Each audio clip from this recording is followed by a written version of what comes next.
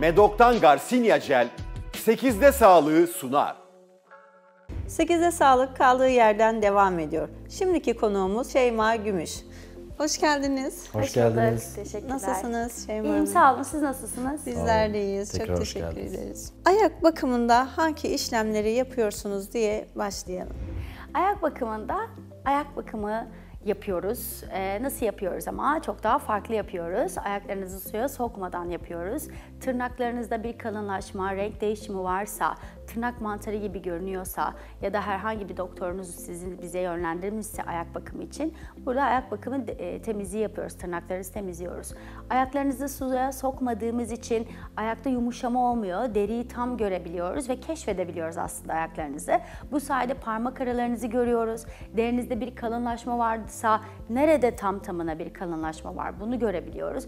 Nasır ya da sil çok karıştırılıyor. Bunu görebiliyoruz ve ona göre müdahale edebiliyoruz. Ayak bakımında bizim için önemli olan kullandığımız cihazlar bunun yanı sıra. Vakumlu bir cihaz kullanıyoruz. Bu sayede hem sizin sağlığınızı hem de bizim sağlığımızı koruyarak aerosollerde tozların olmasını engellemiş oluyoruz. Hem de farklı freze uçları kullanıyoruz tırnaklarınızı temizlerken, ayaklarınızı temizlerken. Mümkün olduğunca et pensi kullanmıyoruz. Etlerinizde kesme işlemi yapmamaya gayret ediyoruz. Bazen alışkanlıklardan dolayı danışanlarımız çok istiyor. Bu şekilde ilerliyoruz ama genellikle ayakta et pensi kullanmıyoruz biz. Tırnaklarınızı kesiyoruz. Törpüleme işleminde normal törpüleme değil, yine bizim kullandığımız özel frezelerle yapıyoruz. En önemlisi de bütün işlemleri steril, paketli işlemlerle yapıyoruz. Her şeyi yanınızda açıyoruz. Zaten üniversiteden eğitim almış kişiler size hizmet veriyorlar. Bu sayede hem ayak problemlerinizi görebiliyorlar, sizi bilgilendirebiliyorlar hem de tamamen steril, hiç kuşku duymayacağınız temiz bir ayak bakımı yaptırmış oluyorsunuz. Peki en sık karşılaştığımız tırnak problemi ne? Sık karşılaştığımız problemler tırnak mantarı, batık tırnak problemleri, deforme tırnak problemleri, bu üçüdür. Peki tırnak neden batar? Yani o kadar çok duyuyoruz ki hep bir batık tırnak sorunu yaşıyor ama hani sebebi en çok nedir, tırnak neden batar? En çok batık tırnak problemi tırnaklarımızın yanlış kesimden kaynaklı ve giydiğimiz ayakkabı ve çorapların darlığından kaynaklı oluyor. Tabii ki de tırnak çeşidi de burada çok önemli. Bazı insanların çok küçük parmakları olabiliyor, daha böyle etli olabiliyor. Onlardan da tırnak batığı meydana gelebiliyor ama yine bu süreçte tırnaklarınızı yanlış kestiğinizde tırnak batığı daha fazla meydana gelebiliyor. Bunun yanı sıra yine sistemik rahatsızlıklar da batık tırnağına neden oluyor. Ama en fazla gördüğümüz etki yanlış pedikür, tırnaklarınızı yanlış kesmeniz ve deforme tırnaklar ya da tırnak mantarı da batık tırnağa neden olabiliyor. Peki hocam, batık tırnakta tırnak çektirmek kesin çözüm mü? Değil. Çünkü tırnaklarınızı çektirdiğinizde tırnak yatağı boşta kalıyor. Boşta kalan tırnak yatağı da küçülüyor. Gelen tırnak küçük yatağa yerleşmeye çalıştığı için daha da batık bir tırnak meydana geliyor. Ve bu sefer tırnak çekildiği için ya da tırnak yatağına tırnak yatağına zarar verildiği için tabii ki de dış etkenlerden daha sonrasında tırnak daha da farklı gelebiliyor. Bu bakım süreci de çok önemli.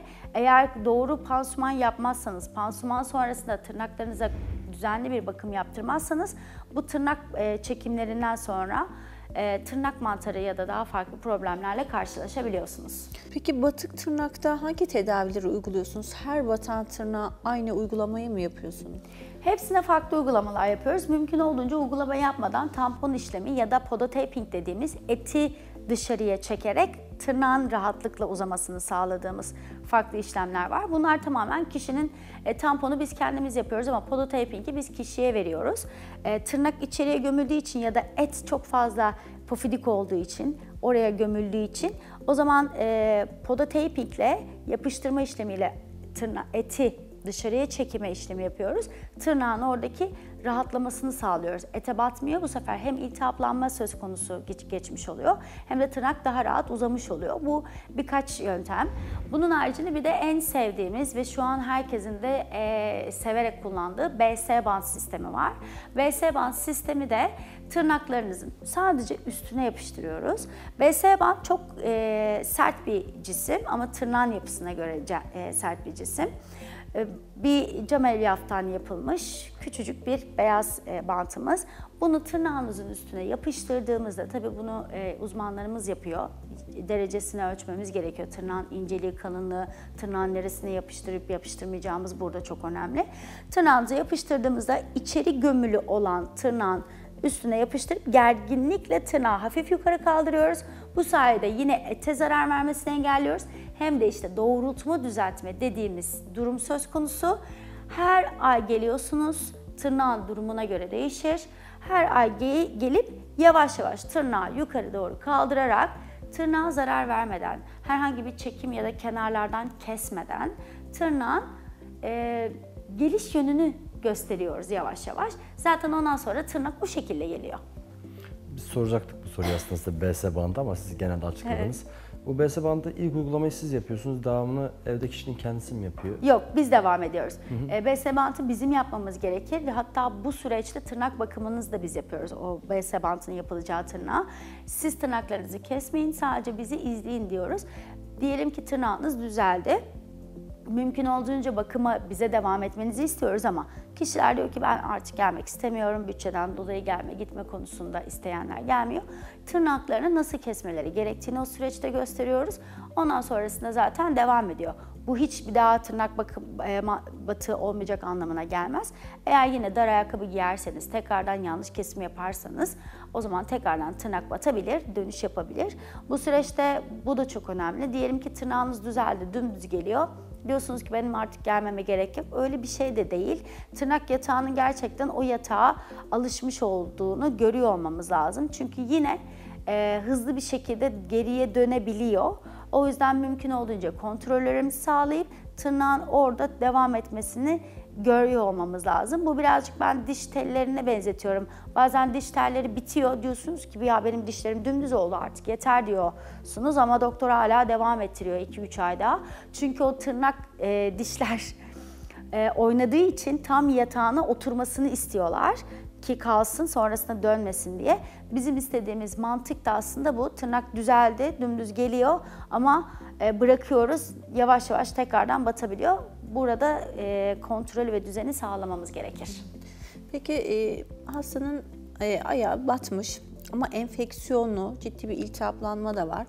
Böyle bir durumda enfeksiyonlu kısma müdahale ediyor musunuz? Yoksa direkt hani bir bant ya da tel uygulaması yapıyor musunuz? Süreç nasıl ilerliyor? Hani basamıyor, ağrıyla geldi diyelim size. Eğer iltihabı varsa öncelikle iltihabını kurutmayı hedefliyoruz. O yüzden mümkün olduğunca oradaki iltihabın neden olduğu tırnağı kesiyor olmamız lazım. Normalde biz tırnağı kesmeyi önermiyoruz. Tırnağa müdahale etmiyoruz. Çünkü sağlıklı tırnağı yanlardan hep kesiyorlar. Burada hani çok ince bir çizgi var. Ama batık tırnakta tırnak artık tamamen ileriye gitmiş. Orada iltihap söz konusuysa bu şekilde çok gelen var. Tırnak orada var, ilaç kullandım, antibiyotik kullandım, lokal solüsyonlar, pansumanlar yaptırdım. Benim tırnağım yine de düzelmedi düşüncesi çok var. Düzelmedi çünkü siz orada batan bir tırnak var, onu almadınız. Onu almadığınız sürece siz istediğiniz kadar ilaç kullanın, istediğiniz bakımı yapın. O et orada diyecek ki hala bana bir gelen bir sinyal var. Bunu beni kurtar. Onu kurtarsan zaten yaptığın işlemler düzelecek. İltihaplı bir tırnakta işlem yapılmaz. Sadece ete doğru girmiş bölgeyi alırız. Sonrasında pansuman yapılarak ya da doktordan antibiyotikle devam edip oradaki iltihap kurutulur. Kurutulduktan sonra zaten orada batan bölümü almıştık. Artık devam edip tekrardan o gelen tırnak uzarken yine oraya batacak. Çünkü oraya aldık zaten, bir de iltihap vardı, şiş, ödemli, daha da batıyor orası, daha da beter. Ondan sonra bir bakıma dönüyoruz, bir tırnağı görüyoruz. Ondan sonra BS bant ya da farklı işlemlere geçiyoruz. Biraz daha kişinin iltihabı, durumu, düzelmesi, alttaki tırnağı, bunlar bizim için önemli. Evet. Peki bunun için bir altyapının oluşması lazım tırnak batığı için. Yani burada özellikle bir risk grubu var mı? Hani bu tarz ayaklarda daha çok karşılaşıyoruz diyeceğimiz bir grup var mı? Terleyen ayaklarda hem tırnak mantarında hem de batık tırnaklarda çok fazla karşılaşıyoruz. Ayak çok terlediği için yumuşak oluyor. tırnakları bıçak gibi oluyor, keskin oluyor. O yüzden de onlarda daha fazla hem yumuşamadan dolayı iltihaplanma daha hızlı oluyor. Nemli ortamda bakterinin yaşaması daha fazla olduğu için, kolay olduğu için. Hem de tırnakları daha o yumuşaklıktan kaynaklı daha sert ve keskin olduğu için batık tırnak daha fazla oluşuyor. Bunun haricinde yine kişinin sistemik olarak ayağındaki yapısındaki o şişlik, etli olması ya da parmağın rotasyonda olması. Diyelim ki işte dümdüz basıyorsunuz ama bazen baş parmaklar aynen bu şekilde yan basabiliyor. İşte burada batık daha fazla, ayakkabıdan daha fazla baskı alıyor, yerden daha fazla baskı alıyor. Bu gibi durumlarda da batık tırnak daha fazla meydana gelebiliyor. Bazen şöyle bir şeyle de hani biz de karşılaşıyoruz. Mantar olmuş, tırnağını çektirmiş, batmış, çektirmiş. Belirli aralıklarla böyle bir podoloğa danışmak, gitmek yerine çektirmekte çözüm bulmuş. Biliyor ya da bilmiyor. Hani dediğiniz gibi çok daha ülkemize yeni gündeme gelen bir bölüm. Ve bir süre sonra o hastalarda artık parmağın üstü tırnak yatağı dediğiniz gibi küçülmüş. Et üste dönmüş, artık minicik üçgen şeklinde kalmış, tırnak uzamak istiyor ama uzayamıyor. Şimdi bu tür sorun yaşayan izleyicilerimiz için hani ne demeliyiz? Bu bir kader olarak artık kalmalı mı, yoksa bir podoloğa gidip bu durumdan kurtulabilirler mi? Ya çok güzel sorular soruyorsunuz bugün. Şimdi şöyle, öncelikle tırnağın küçülme noktasında tırnağın bir daha ameliyatlı alıp o kökü kurutma, yanlardan da kökü kurutma yaptıkları zaman da oradan artık asla tırnak çıkmıyor.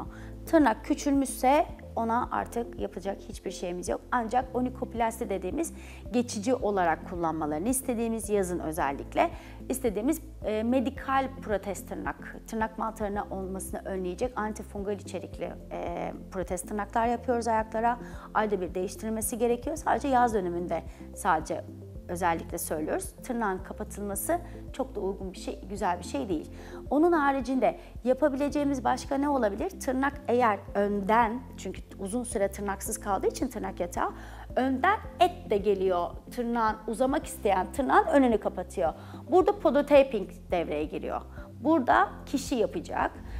Podotaping ile o gelen etin o çıkan şiş olan yerine yapıştırıyoruz. Aşağıya doğru eti çekiyoruz. Bunu kişiye eğitimini veriyoruz. O kendi bakıyor.